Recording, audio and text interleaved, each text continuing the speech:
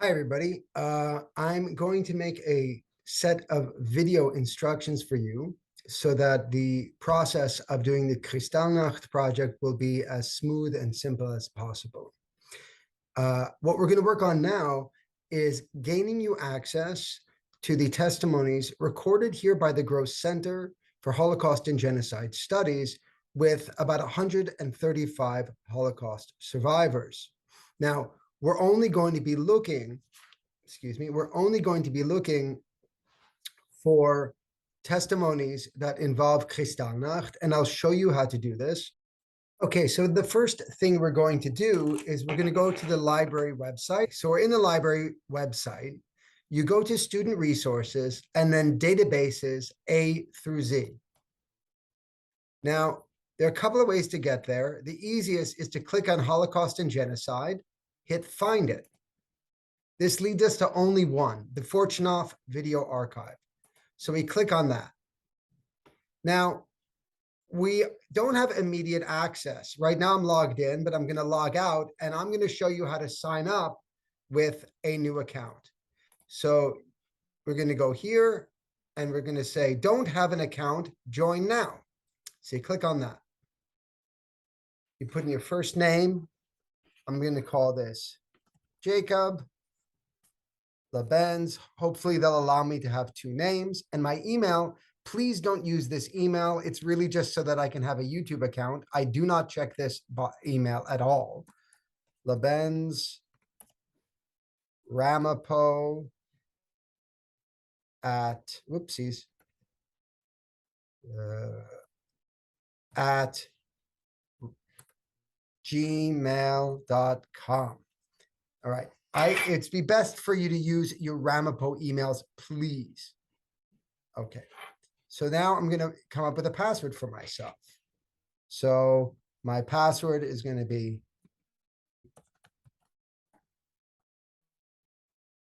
okay, and then you confirm the password over here.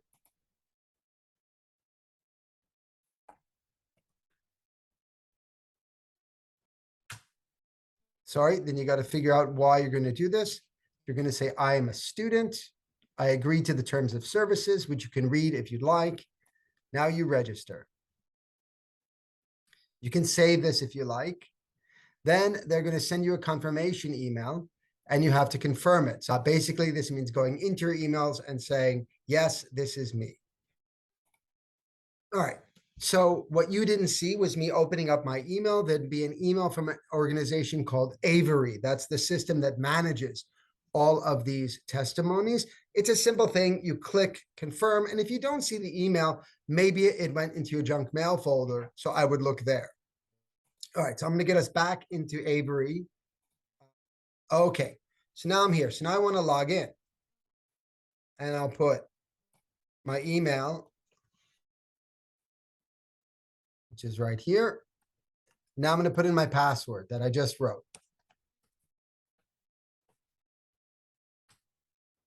And I'm going to say, I'd like to do remember me because then I can get back in. You sign in. Now you are in Avery. Okay. We're ready to start searching for the testimonies. Remember, this only works on campus. I tried it with a VPN and it didn't work as well. So I recommend, it may work with a VPN. I can't promise. You can try that if you know how to use a VPN. I'm not the best person to ask how to set up the VPN. You can talk to the tech desk or ITS tech services if that's something you want to do. Otherwise, you can do this from any library, any computer that's running through the campus Wi-Fi or internet. So now we want to search.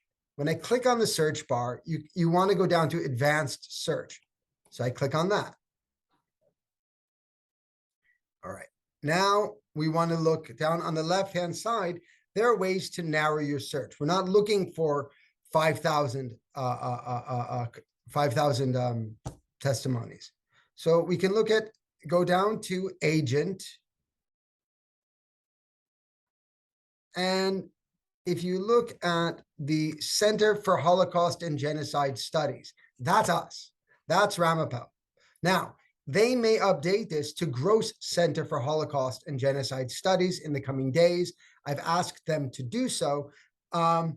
that's a simple fix, right? You can easily fix that. So we click on this,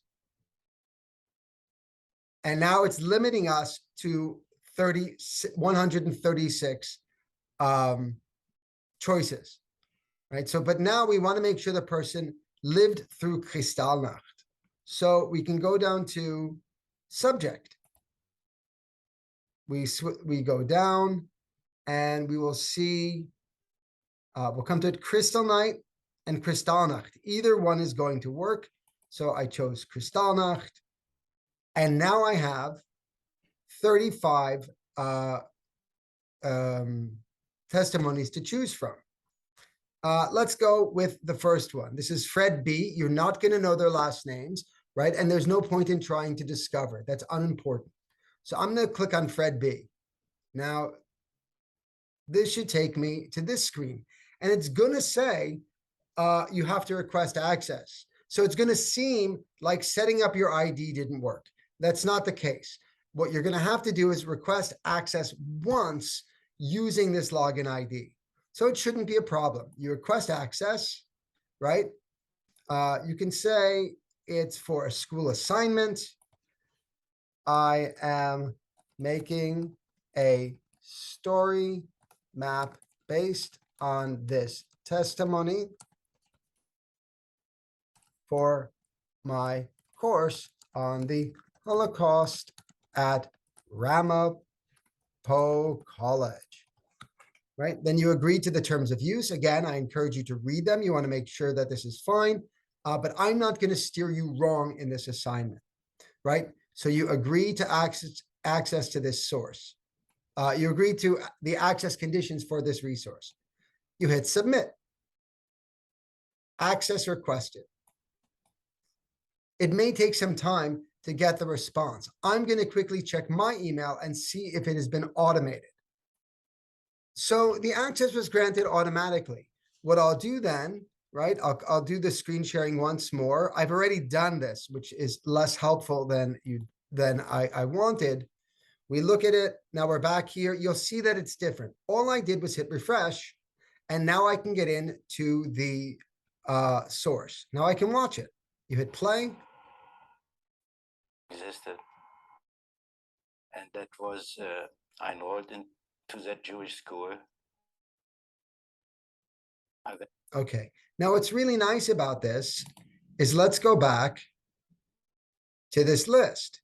Now let's say I didn't like that for some reason. I want to, let's say you want to write about a woman, right? So Trudy S is here. If we click on Trudy S, you no longer have to ask for permission and access. Once you get that first access, you have access to everything. Now we can hit play. Now, what's important to know about this is that you can choose one of them. You're going to have to base this on the entire testimony. That's really important, right? You're not just watching the Kristallnacht part, even if that is a main part of the story we're going to tell, right? And some of them will have a lot on Kristallnacht and some will have a little. And I encourage you to take a look through the video.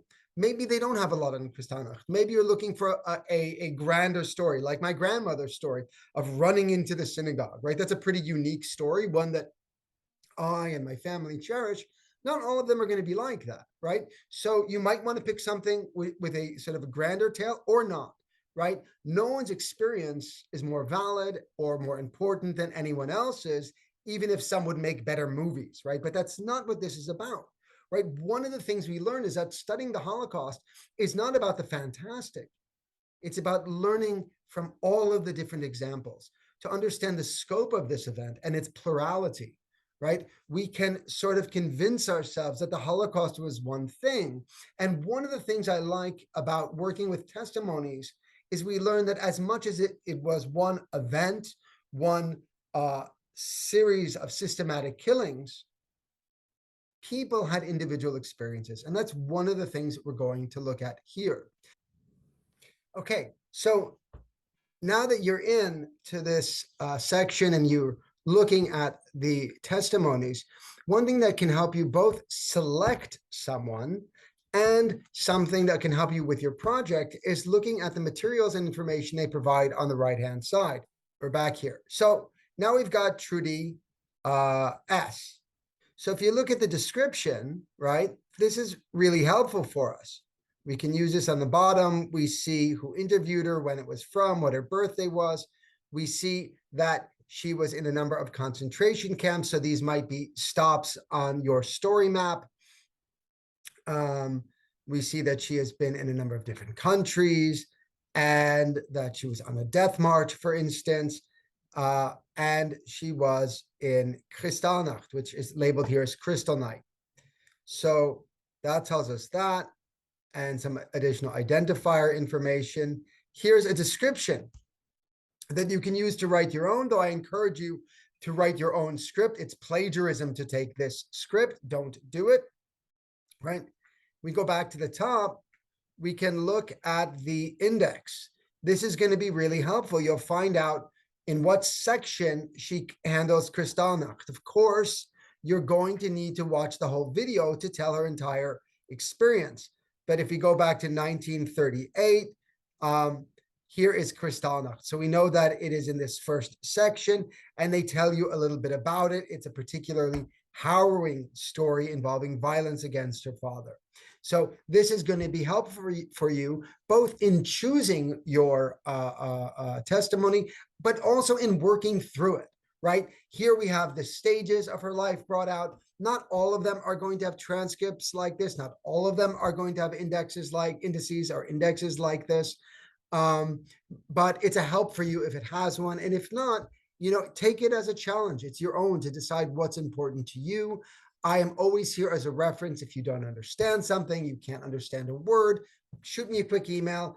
I can help you do it. You can even tell me at what minute in what testimony it is, and I can read through it, right? If you hear a German word that you don't know, or if the person has an accent that makes certain European words or even English words difficult for you to understand, you can reach out to me and I will help you with that.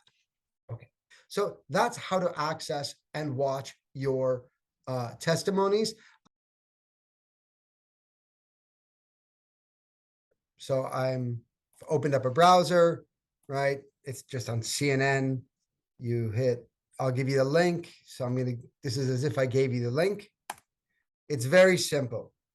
You simply put your name here, Jacob. Full name, please, Jacob LeBenz, and then the testimony name, Henry F. Now, Henry F is a real person in our database, and I looked through to see that there weren't names that repeated. Henry F is there twice, in fact, although it's the same person. So if you choose Henry F, you have 2-hour-long testimonies to work through. More material might make for a better project. More material might be overwhelming. I leave that to you. You'll enter that in. Please respect each other. Once you've entered something in, don't erase somebody's, simply move on.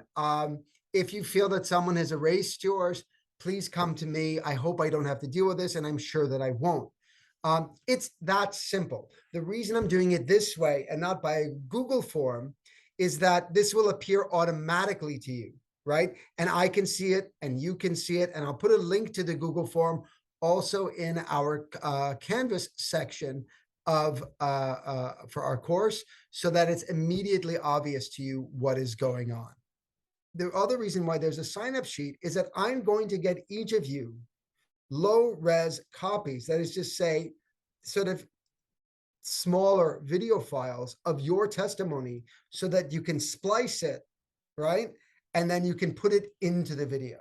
And I'm going to show you how to do that as well when I make my story maps video. So I thank you for your attention. This is the end of this video.